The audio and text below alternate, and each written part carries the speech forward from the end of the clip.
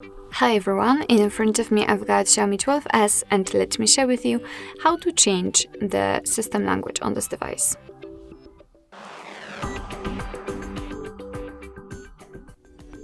So first of all we have to enter the settings and then scroll down to the very bottom to find additional settings. Now let's tap on languages and input and enter languages.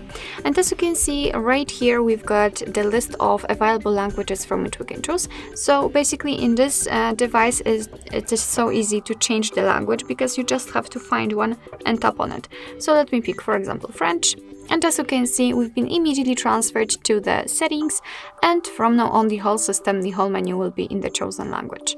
Let me show it to you again because I'm not really good at French, English, and again we've got English set. So basically that's all. This is how to change system language in your Xiaomi 12S. Thank you so much for watching. I hope that this video was helpful, and if it was, please hit the subscribe button and leave the thumbs up.